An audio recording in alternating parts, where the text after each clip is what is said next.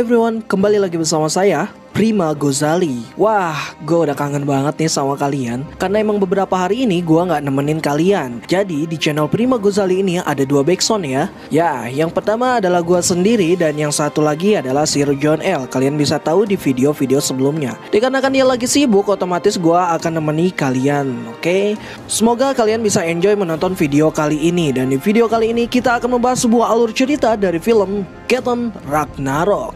Sebelum itu saya ucapkan selamat datang kepada kalian yang baru bergabung di channel ini. Jika kalian ingin merekomendasikan sebuah film yang ingin kami review, silakan aja tulis di kolom komentar di bawah ini ya guys. Dan tak bosan-bosan saya ingatkan kepada kalian, jangan lupa untuk subscribe, komen, like, dan share kepada teman-teman kalian, agar kalian bersama teman kalian tidak ketinggalan video-video update terbaru dari kami, oke guys? Nah, kita langsung aja masuk ke dalam alur cerita dari film Geton Ragnarok. Film ini disutradarai oleh Michael Bland. Kalian udah tahu dong siapa Michael Bland, dia sutradara terkenal ya guys. Dan dibintangi oleh Phil Spears sebagai Sigurd, pemeran utamanya di film Geton Ragnarok ini, dan beberapa aktor besar lainnya. Jadi di film ini menceritakan tentang penelitian seorang arkeolog bernama Sigurd terhadap sebuah peristiwa yang menewaskan bangsa Viking 1000 tahun yang lalu di sebuah pulau yang dinamakan Mata Odin. Setelah melakukan penelitian di pulau tersebut, bukannya memecahkan misteri bangsa Viking, seorang arkeolog justru harus berjuang untuk menyelamatkan kedua anak dan hidupnya sendiri dari teror penghuni pulau tersebut, yaitu adalah Ragnarok. Nah, bagaimana nih kisah selanjutnya? Akankah Sigurd dan keluarganya bisa selamat? Mari kita simak alur ceritanya. Let's go!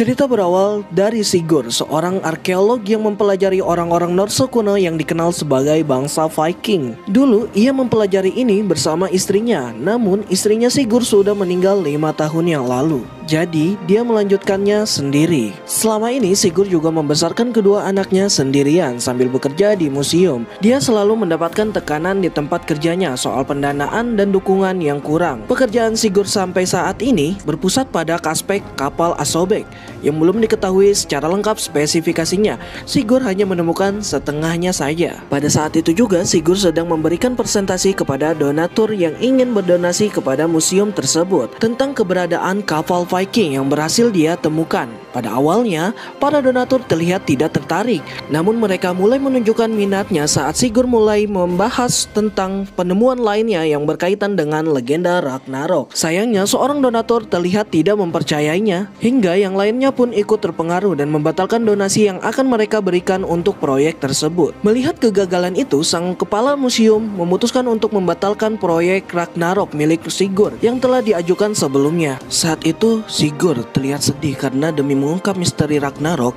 ia telah kehilangan istrinya dalam ekspedisi 5 tahun yang lalu. Karena larut dalam kesedihan, Sigurd jadi lupa nih kalau dia harus menjemput kedua anaknya yang bernama Ragnhild dan Brage.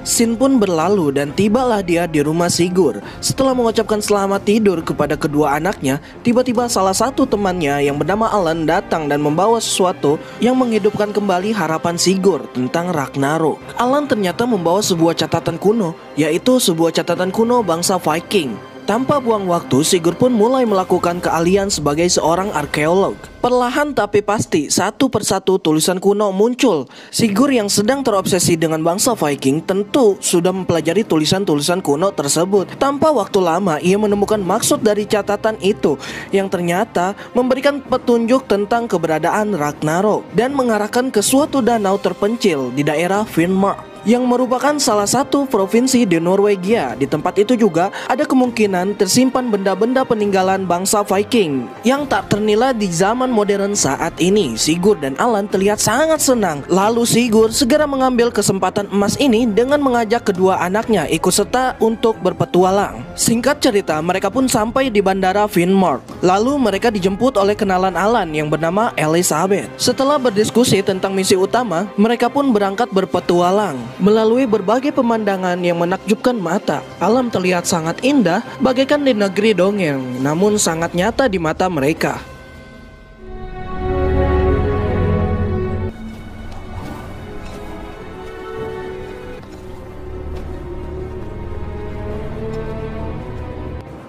Dengan perjalanan yang penuh rintangan, akhirnya mereka pun sampai di perbatasan Norwegia dan Uni Soviet yang berumur 50 tahun yang lalu pada Perang Dunia Kedua. Tanpa pikir panjang, Alan pun memotong pagar jaring dan mulai masuk ke perbatasan tersebut. Di perjalanan, mereka menemukan bangkai alat transportasi zaman militer Rusia dulu dan terdapat bunker di sini. Perlahan tapi pasti, mereka pun terus melakukan penelusuran hingga sampailah dia di danau yang dimaksud. Suasana di sana nampak suram dan mencekam. Ternyata tujuan utama adalah ke sebuah pulau kecil di tengah danau. Setelah sampai, mereka pun langsung melakukan pencarian, namun tidak menemukan apapun selain sisa-sisa peluru. Tentu mereka tidak menyerah begitu saja, hingga akhirnya mereka menemukan sebuah gua yang bisa menjadi titik terang.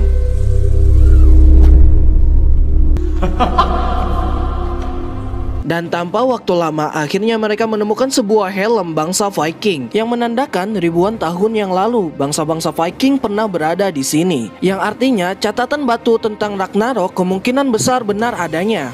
Lalu setelah menelusuri dasar gua, Leif sempat menginjak sebuah benda bulat hingga pecah dan menyebabkan kakinya terkena lendir yang sangat lengket. Lalu dia berjalan ke arah Sigurd dan kawan-kawannya yang telah berhasil mengumpulkan artefak dan benda-benda berharga milik bangsa Viking yang akan disimpan di dalam museum.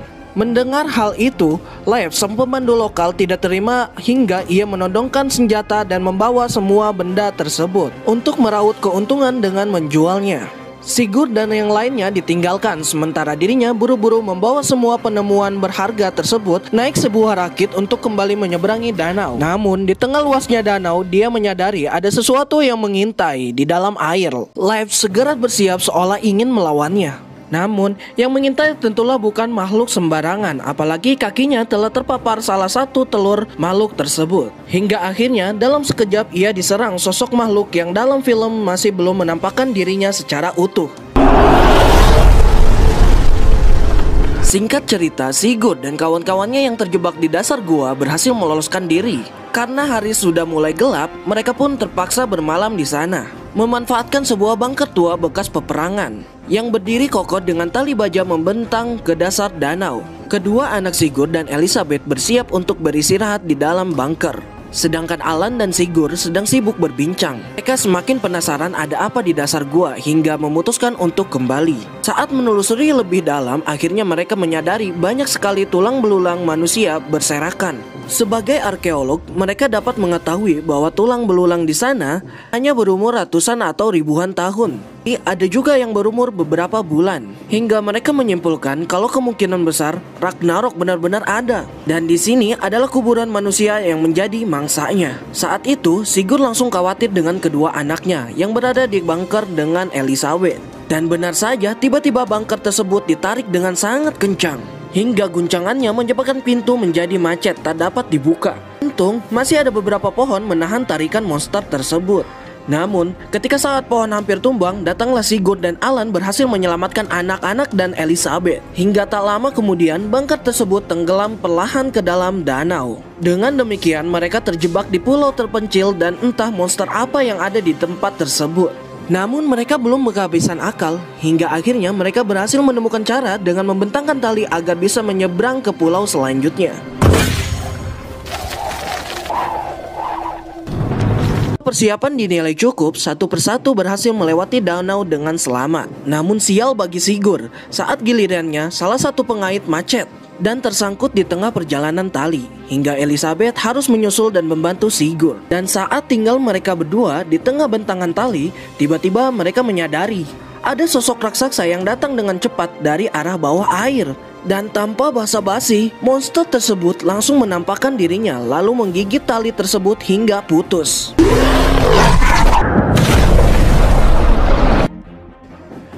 Setelah jatuh ke danau, mereka berdua segera berenang. Namun Ragnarok sudah siap menerkam.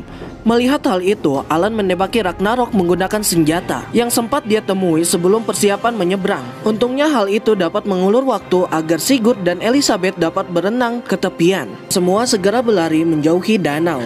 Namun seolah enggan memberi istirahat, tak lama kemudian Ragnarok kembali datang. sehingga memaksa mereka untuk bersembunyi di dalam bunker lainnya di pulau yang sepertinya menjadi markas militer saat peperangan dunia kedua. Setelah menemukan sistem kelistrikan di sana, mereka mencoba menenangkan diri, beristirahat dan berbincang satu sama lain untuk menyusun rencana.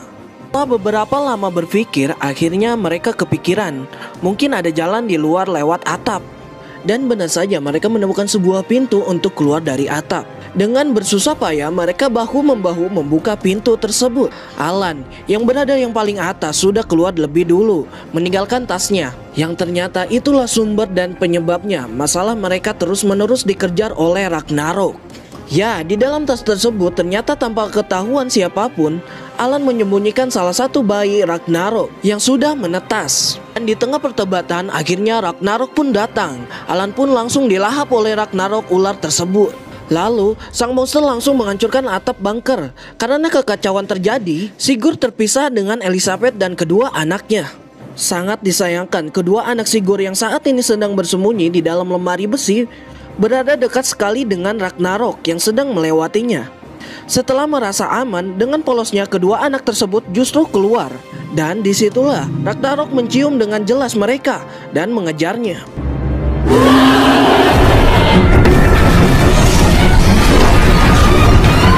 Situasi semakin berbahaya karena kedua anak tersebut sekarang terpojok, siap disantap oleh sang legenda ular raksasa.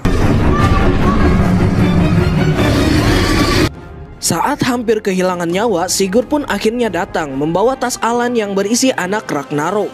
Dengan tenang, Sigurd pun mundur perlahan saat didekati sama monster sambil memberikan anaknya dengan hati-hati. Setelah itu pun yang terjadi. Ya, sang monster pun melewati begitu saja setelah mendapatkan anaknya. Setelah lolos dari taruhan nyawa, mereka pun langsung mencari Elisabeth yang baru saja sadar dari pingsannya. Tanpa membuang banyak waktu, mereka pun sekarang menuju jalan pulang. Terlihat anak-anak Sigurd menyukai keberadaan Elisabeth. Mungkin akan menjadi ibu baru bagi mereka. Dan singkat cerita, sekarang pun Sigurd sudah menjalani kehidupan normalnya. Lalu mengajak kedua anak dan istrinya barunya untuk pergi berlibur. Cerita pun the end. Oke, mungkin cukup sekian dulu arus cerita yang kita bawakan kali ini. Terima kasih telah menonton. Jangan lupa untuk subscribe, komen, like, dan share kepada teman-teman kalian, agar kalian bersama teman kalian tidak ketinggalan update terbaru dari kami. Jika kalian ingin merekomendasikan sebuah film yang ingin kami review, silakan aja tulis di kolom komentar di bawah. Oke guys, terima kasih telah menonton and see you next time. Let's bye-bye.